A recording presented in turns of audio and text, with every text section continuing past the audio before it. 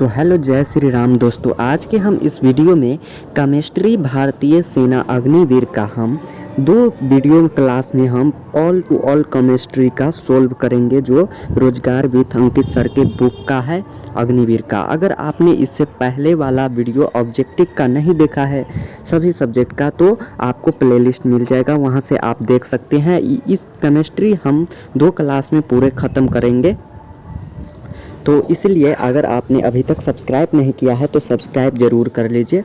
तो चलिए स्टार्ट करते हैं। हमारा ये क्लास 1 है केमिस्ट्री का, और एक क्लास और होगा जिसमें हम पूरे केमिस्ट्री को सोल्व कर देंगे, ख़त्म हो जाएगा। उसके बाद हम फिजिक्स पर जाएंगे। तो चलिए, यहाँ पे हमारा फर्स्ट चैप्टर से है, यहाँ पे पदार्थ एवं उसकी प्रकृति से है। तो चलिए स्टार्ट करते हैं। तो हमारा यहाँ पे फर्स्ट कहता है, कोई भी वस्तु जिसका द्रव्यमान होता है और वह स्थान घेरती है तो उसे पदार्थ कहते हैं। कोई भी वस्तु जिसका द्रव्यमान होता है और वह स्थान घेरती है तो उसे हम क्या कहते हैं दोस्तों? पदार्थ कहते हैं। उसके बाद आगे हमारा है, पदार्थ 3 अवस्था होते हैं, ठोस, द्रव और गैस, और एक और होता है पदार्थ का जिसे हम प्लाज्मा कहते हैं। तो और एक और होता है जिसे हम बोस-आइंस्टीन कहते हैं। तो आपको पूछेगा कि पदार्थ कितने प्रकार के होते हैं, तो 5 प्रकार के। अवस्था पूछेगा तो 3 होगा। उसके बाद तीसरा है, ऐसे पदार्थ जिनका आयतन एवं आकार दोनों ही निश्चित होते हैं।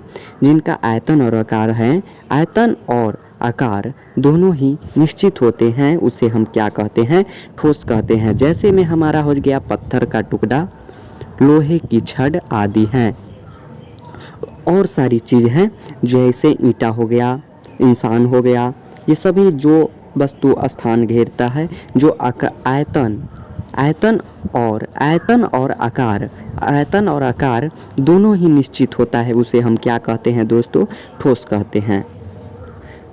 उसके बाद आगे है, ठोस पदार्थों को सरलता से संपीड़ित नहीं किया जा सकता है। ठोस पदार्थों को है जो सरलता से संपीड़ित नहीं किया जा सकता है, एक जगह से दूसरे जगह पर नहीं आसानी से किया जा सकता है।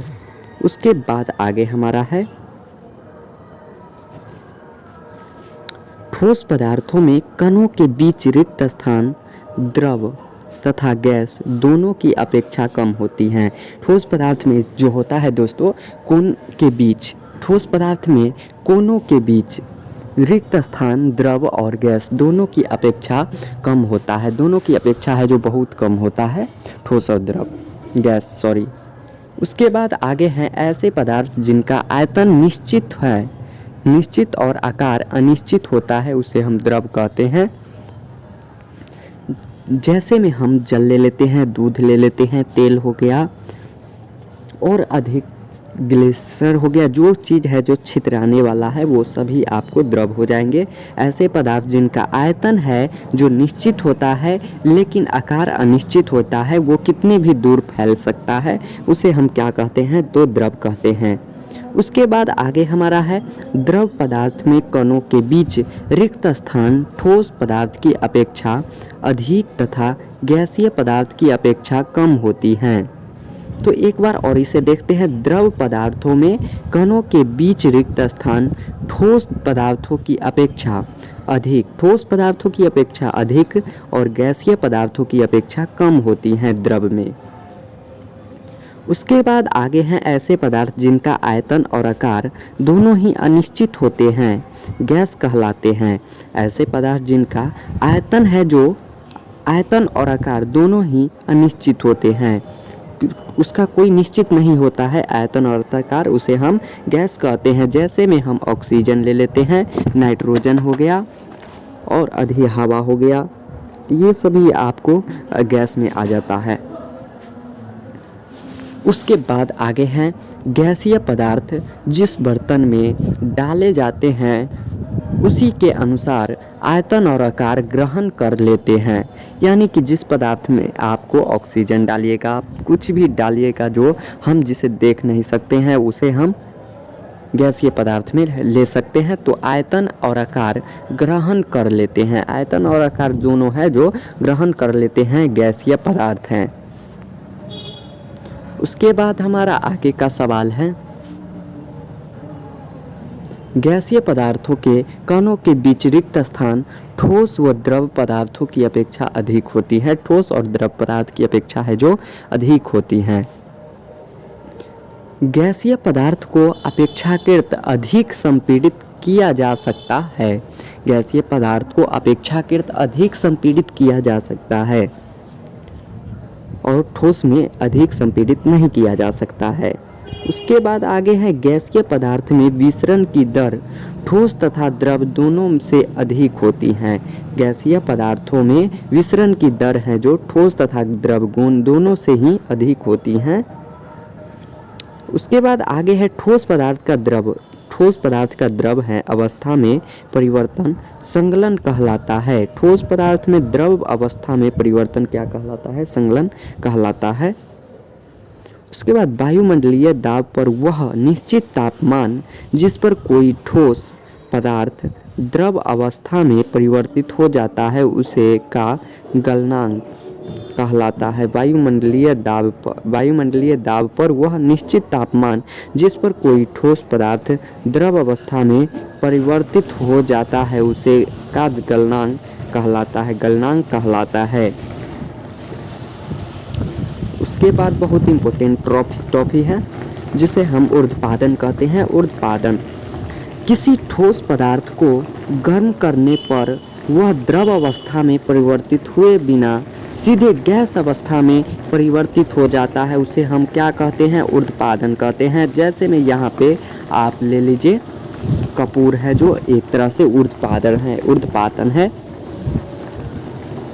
उसके बाद आगे है हमारा ऊर्ध्वपातन में परिवर्तित होने वाले ठोस पदार्थ को ऊर्ध्वपातन कहते हैं। ऊर्ध्वपातन में परिवर्तित होने वाले ठोस पदार्थ को हम क्या कहते हैं? तो ऊर्ध्वपातन कहते हैं। किसी पदार्थ का द्रव से वाष्प अवस्था में परिवर्तित वाष्पीकरण कहलाता है। किसी पदार्थ का द्रव से वाष्प में अवस्था में परिवर्तित होता है तो वाष्पीकरण कहलाता है। आगे है हमारा क्वथनांक कम होने पर वाष्पीकरण बढ़ जाता है। क्वथनांक जब हमारा कम होगा तो उसका वाष्पीकरण है जो बढ़ जाएगा। उसके बाद आगे हैं द्रव के पृष्ठ पर दाब घटने पर वाष्पीकरण है जो बढ़ जाता है। द्रव के पृष्ठ पर है जो दाब घटने पर दाब जब घटेगा पर तब वाष्पीकरण है जो बढ़ जाएगा।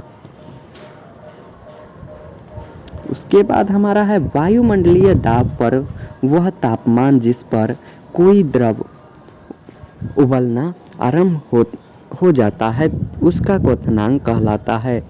क्या कहता है एक बार और देख लेते हैं। वायुमंडलीय दाब पर वह तापमान जिस पर कोई द्रव उबलना आरंभ हो जाता है उसका क्वथनांक कहलाता है।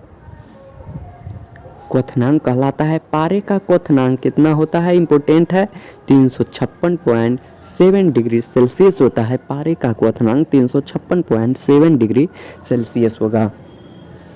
उसके बाद अशुद्धियों की उपस्थिति में क्वथनांक बढ़ जाता है। जब अशुद्धियों की उपस्थिति होती है तो हमारा क्वथनांक है जो बढ़ जाता है। उसके बाद है दाब बढ़ने पर क्वथनांक बढ़ता है। अगर हम किसी पर दाब बढ़ाएंगे तो उसका क्वथनांक है जो बढ़ेगा और घटने पर कम हो जाता है। जब उसका क्वथनांक हम घटाएंगे तो वो कम हो जाएगा।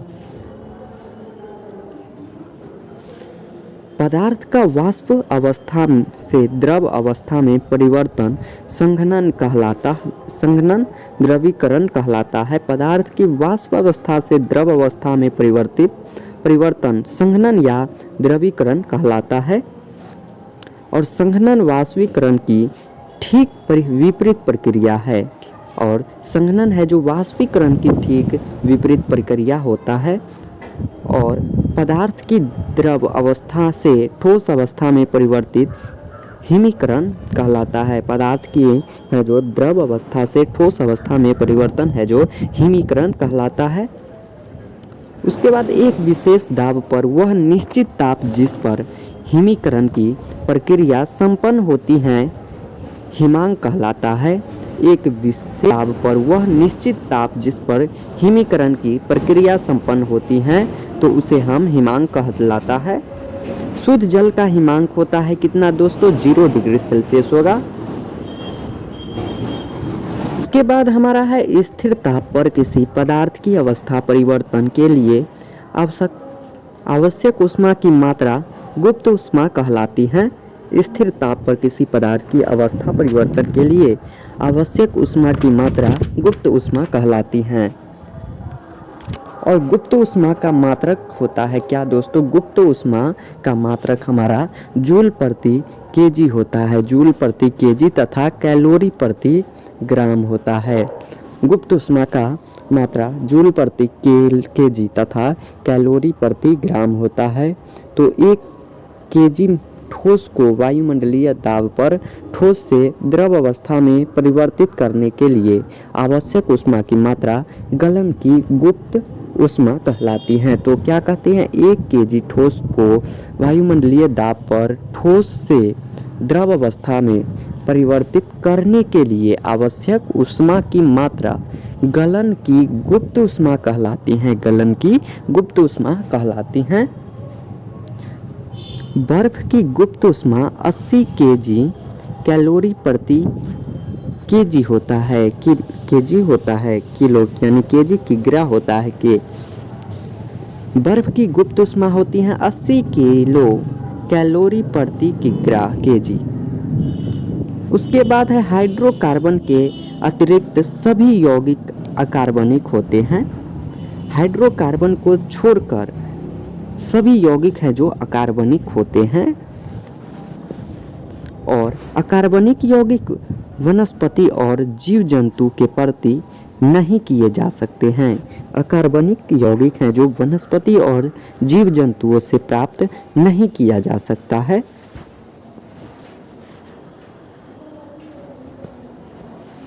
और नमक, सोडियम कार्बोनेट आदि अकार्बनिक यौगिक हैं। नमक, सोडियम कार्बोनेट, नमक और सोडियम कार्बोनेट आदि हैं जो अकार्बनिक यौगिक हैं। उसके बाद 2 या 2 से अधिक तत्वों को किसी भी अनुपात में मिलाने पर मिश्रण प्राप्त होता है। 2 या 2 से अधिक तत्वों को किसी भी अनुपात में मिलाने पर मिश्रण प्राप्त होता है। और निश्चित अनुपात में अवयवों को मिलाने पर समान मिश्रण प्राप्त होता है। निश्चित अनुपात में अवयवों को मिलाने पर समान मिश्रण प्राप्त होता है दोस्तों। तो ये आज है, ये आपका ये चैप्टर आप ख़त्म हुआ। उसके बाद हमारा सेकेंड चैप्टर आता है परमाणु संरचना, एटॉमिक स्ट्रक्चर। तो ये स्टार्ट करते हैं, चलिए। और जल्दी जल्दी हम आपको 2 चैप्टर कराएं, 2 क्लास में आपका केमिस्ट्री अग्निवीर का ख़त्म हो जाएगा। जहां से आप यहां से अच्छी खासी, यहां से अगर आपने ऑब्जेक्टिव भी नहीं देखा है तो वहां से ऑब्जेक्टिव भी जाके देख सकते हैं। आपको प्लेलिस्ट में ऑल हिस्ट्री, जियोग्राफी, पॉलिटी का भी आपको हिस्ट्री और पॉलिटी, जियोग्राफी, फिजिक्स और केमिस्ट्री का भी आपको वहाँ पे ऑब्जेक्टिव मिल जाएगा। एक आपको प्लेलिस्ट मिलेगा, वहाँ से आप जाके देख सकते हैं।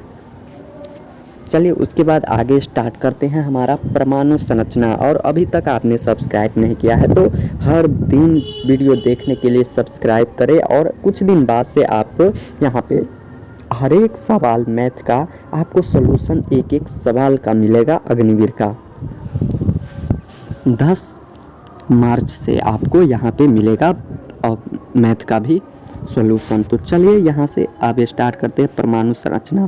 परमाणु वह छोटे से छोटे कण है जो रासायनिक क्रियाओं में भाग लेते हैं। परमाणु स्वतंत्र अवस्था में नहीं रह सकता है। क्या कहता है, परमाणु वह छोटे से छोटे कण है जो रासायनिक क्रियाओं में भाग लेता है परंतु स्वतंत्र अवस्था में है जो बिल्कुल नहीं रह सकता है। और परमाणु के नाभिक में प्रोटॉन, न्यूट्रॉन पाए जाते हैं। परमाणु के जो नाभिक में आपसे क्वेश्चन भी पूछेगा परमाणु के नाभिक में क्या क्या रहता है, तो प्रोटॉन और न्यूट्रॉन रहते हैं। और इसमें इलेक्ट्रॉन नाभिक के चारों ओर चक्कर लगाता है। इसमें क्या है, इलेक्ट्रॉन है जो नाभिक के चारों ओर चक्कर लगाता है। परमाणु में है जो इलेक्ट्रॉन है जो नाभिक के चारों ओर चक्कर लगाते हैं। और प्रोटॉन की खोज अर्नेस्ट रदरफोर्ड ने किया था, 1920 में किया था।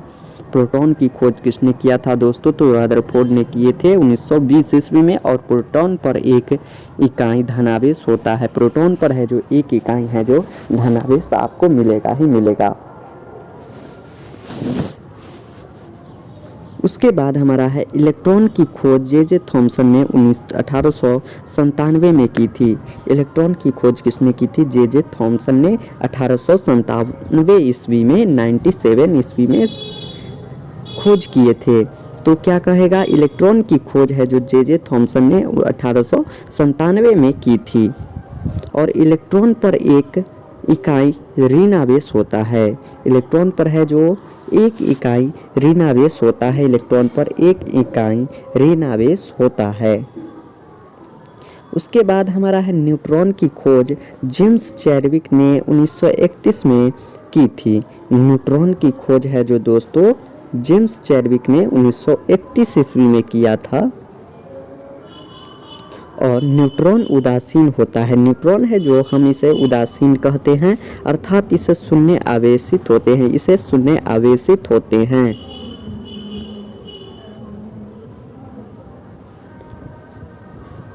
उसके बाद है हीलियम He का परमाणु सबसे छोटा होता है। हीलियम है जो का परमाणु सबसे छोटा होता है।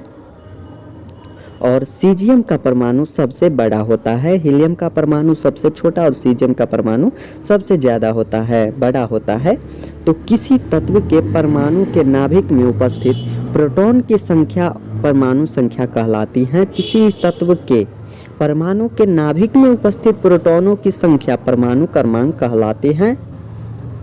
और किसी तत्व के परमाणु के नाभिक में उपस्थित प्रोटॉन की तथा न्यूट्रॉन की कुल संख्या द्रव्यमान संख्या कहलाती है। तो आपको ये दोनों सवाल आपको याद रखना है क्योंकि कंफ्यूजन होता है और ये आपको एग्जाम में पूछा जाता है। तो किसी तत्व के परमाणु के नाभिक में उपस्थित प्रोटॉन तथा न्यूट्रॉन की कुल संख्या द्रव्यमान संख्या कहलाती है। और यहाँ पर है ऊपर किसी तत्व के परमाणु के नाभिक में उपस्थित प्रोटॉन की संख्या परमाणु संख्या कहलाती है।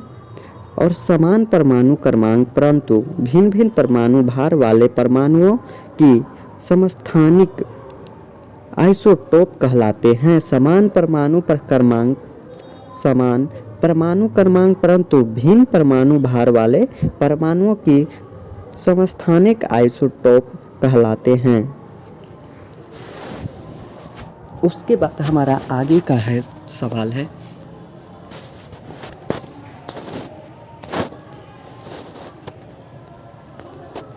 आगे का है समस्थानिक में प्रोटॉन की संख्या समान होती है। समस्थानिक में है जो समस्थानिकों में प्रोटॉन की संख्या समान होती है परंतु न्यूट्रॉन की संख्या है जो असमान होती है। और प्रोटॉन को 1H1, न्यूट्रॉन को 1H2 और ट्राइट्रॉन को 1H3 हाइड्रोजन के समस्थानिक हैं। तो आपको पूछेगा कि हाइड्रोजन का कितने समस्थानिक होते हैं, तो आप क्या कहिएगा, तो 3 होते हैं। और आपको ये तीनों में से कोई एक भी पूछ सकता है, तो याद रखिएगा ये भिन्न भिन्न परमाणु क्रमांक परंतु समान परमाणु भार वाले परमाणुओं को समभारिक हाइसोबार कहते हैं। हाइसोबार कहते हैं भिन्न भिन्न परमाणु क्रमांक परंतु समान परमाणु भार वाले परमाणुओं को समभारिक आइसोबार कहते हैं। और समभारिकों में प्रोटॉनों की संख्या भिन्न भिन्न होती है परंतु न्यूट्रॉनों और प्रोटॉनों की संख्या का योग समान होता है। समभारिक में की संख्या भिन्न भिन्न होती है परंतु न्यूट्रॉनों और प्रोटॉनों की संख्या का योग समान होता है। और अगला है हमारा आर्गन।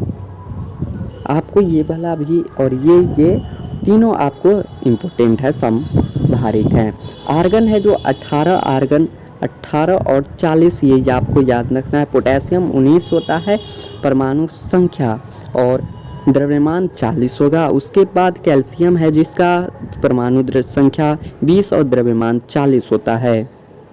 उसके बाद आगे है समान न्यूट्रॉनों संख्याओं वाले परमाणुओं को सम न्यूट्रॉनिक कहते हैं। समान न्यूट्रॉनों संख्याओं और परमाणुओं को सम न्यूट्रॉनिक कहते हैं।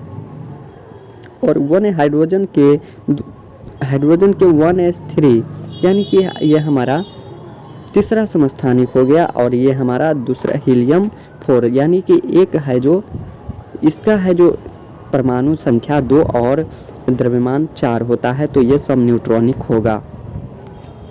और यहाँ पे समान इलेक्ट्रॉनिक संख्या वाले परमाणु और आयनों को सम इलेक्ट्रॉनिक कहते हैं। समान इलेक्ट्रॉनिक संख्या वाले परमाणुओं और आयनों को सम इलेक्ट्रॉनिक कहते हैं।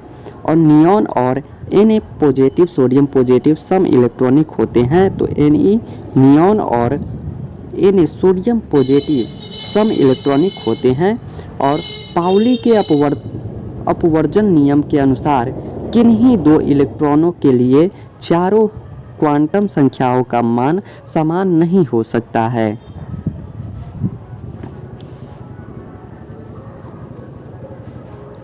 हुंड के अधिकतम बहुलता नियमानुसार एक ही उपकोष के कक्षकों में इलेक्ट्रॉनों का युग्मन तब तक नहीं हो सकता जब तक उस उपकोष के सभी कक्षकों में एक एक इलेक्ट्रॉन न आ जाए। और हुंड की उपयुक्त व्यवस्था के अनुसार चक्रण बहुलता अथवा स्थायित्व अधिकतम होता है परंतु ऊर्जा न्यूनतम होती है। और हाइजेनबर्ग के सिद्धांत के अनुसार किसी कण की स्थिति और वेग का एक साथ सटीक निर्धारण नहीं किया जा सकता है। और अफबाऊ सिद्धांत के अनुसार इलेक्ट्रॉन विन्यास में कक्षकों को उनकी ऊर्जा के बढ़ते क्रम में भरा जाता है। उनके बढ़ते क्रम में है जो भरा जाता है। और डाल्टन के आंशिक दाब के नियमानुसार निश्चित आयतन वाले गैसीय मिश्रण का कुल दाब प्रत्येक गैस के आंशिक दाब के योग के बराबर होता है।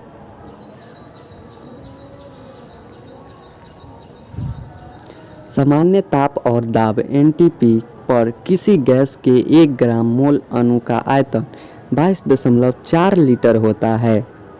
और दाब लगाकर या ताप घटाकर किसी गैस को द्रवित किया जा सकता है। दोस्तों, तो दाब लगाकर या ताप घटाकर किसी गैस को द्रवित किया जा सकता है।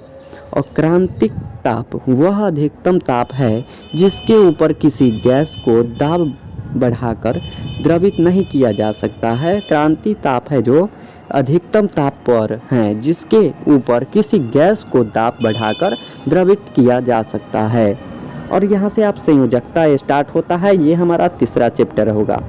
तीसरा चैप्टर ही होगा।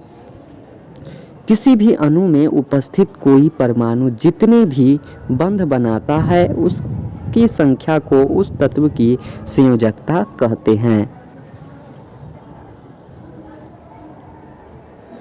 और परमाणुओं द्वारा साझा किए गए इलेक्ट्रॉनों की संख्या को उसकी संयोजकता कहते हैं। तो हमारा हाइड्रोजन H, क्लोरीन Cl और ब्रोमीन Br और आयोडीन I के परमाणु एक इलेक्ट्रॉन साझा करती हैं, इसीलिए सभी को संयोजकता 1 होता है। तो आपको पूछेगा हाइड्रोजन की संयोजकता, तो 1, क्लोरीन की संयोजकता 1, ब्रोमीन की संयोजकता 1 और आयोडीन की संयोजकता 1 ही होगी। जिन तत्वों के परमाणु एक इलेक्ट्रॉन साझा करते हैं वह एकल बंध बनाते हैं और इनके एक संयोजी तत्व कहा जाता है। और इन्हें है जो एक संयोजी तत्व भी कहते हैं। और ऑक्सीजन O, सल्फर S और magnesium Mg, calcium Ca, zinc Zn और लेड Pb आदि की संयोजकता 2 होती हैं। आदि की संयोजकता है जो 2 होगी। जिन तत्वों के परमाणु 2 इलेक्ट्रॉन साझा करते हैं वह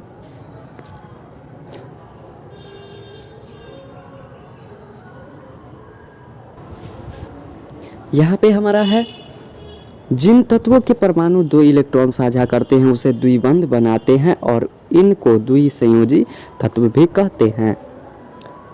और electron nitrogen N, phosphorus P, aluminium Al आदि संयोजकता 3 होते हैं। इन सभी की संयोजकता कितने 3 होते हैं संयोजकता। और जिन तत्वों के परमाणु 3 इलेक्ट्रॉन साझा करते हैं वह त्रिबंध बनाते हैं और इनको त्रिबंधीय त्रिसंयोजी तत्व कहते हैं। 3 साझा करता है तो उसे त्रिसंयोजी तत्व कहते हैं। और कार्बन सिलिकॉन आदि की संयोजकता 4 होती हैं। कार्बन और सिलिकॉन इन और सारे हैं जिसकी संयोजकता 4 होती हैं।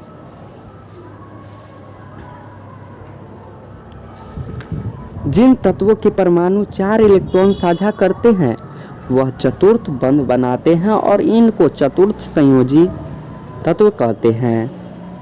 कॉपर, आयरन, मरकरी आदि परिवर्तित संयोजकता एक से अधिक संयोजकता प्रदर्शित करते हैं। एक से अधिक संयोजकता प्रदर्शित करते हैं।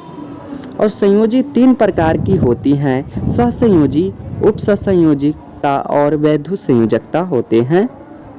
हमारा है जब 2 परमाणु के बीच इलेक्ट्रॉन की समान साझेदारी होती है तो इसे सहसंयोजकता कहते हैं। जब 2 परमाणुओं के बीच इलेक्ट्रॉन की समान साझेदारी होती है तो इसे सहसंयोजकता हम कहते हैं। और सहसंयोजकता से निर्मित बंध को सहसंयोजकता बंध और तत्वों को सहसंयोजकता तत्व कहते हैं। और हाइड्रोजन अणु H2, ऑक्सीजन अणु O2 सहसंयोजकता तत्व हैं। सहसंयोजकता तत्व होते हैं। और जब एक परमाणु इलेक्ट्रॉन युग्म को दूसरे परमाणु को प्रदान करता है तो इसे उपसंयोजकता हम कहते हैं। और उपसंयोजकता के निर्मित बंध को उपसंयोजकता बंध कहते हैं। अमोनिया NH3 और सल्फ्यूरिक अम्ल H2SO4 उपसंयोजी यौगिक हैं। इसके बाद हमारा ये इतना ही है। और इसके बाद अगला चैप्टर हमारा है ऑक्सीकरण एवं अपचयन है। ऑक्सीकरण और अपचयन, तो ये चैप्टर हम देख लेते हैं। इस चैप्टर का ना 4था चैप्टर है ये हमारा। तो चलिए 4था चैप्टर हम स्टार्ट करते हैं। ऑक्सीकरण एवं अपचयन, ऑक्सीडेशन एंड रिडक्शन। किसी अभिक्रिया में पदार्थ की ऑक्सीकरण संख्या में वृद्धि होती है ऑक्सीकरण कहते हैं। और किसी अभिक्रिया में पदार्थ की हाइड्रोजन संख्या में कमी होती है तो इसे ऑक्सीकरण हम कहते हैं। किसी अभिक्रिया में पदार्थ की हाइड्रोजन संख्या में कमी होती है तो इसे ऑक्सीकरण कहते हैं। और वह अभिक्रिया जिसमें किसी तत्व की ऑक्सीकरण संख्या बढ़ती है तो उसे ऑक्सीकरण कहते हैं। तो चलिए आज के लिए इतना ही। और एक और क्लास होगा जिसमें आपका पूरा के पूरा केमिस्ट्री आपका समाप्त हो जाएगा। और यहाँ से आप अच्छी खासी, एक बार नहीं होगा तो दोबारा वीडियो देखिएगा। स्पीड करके भी देख सकते हैं। वहाँ से आपको 2-3 बार वीडियो देखिएगा तो आपको यहाँ से अच्छी तरह से याद हो जाएगा। तो चलिए मिलते हैं नेक्स्ट वीडियो में। और अभी तक आपने सब्सक्राइब नहीं किया है तो सब्सक्राइब करके बेल आइकन ज़रूर दबा दे और लाइक ज़रूर कीजिएगा। तो चलिए मिलते हैं नेक्स्ट वीडियो में।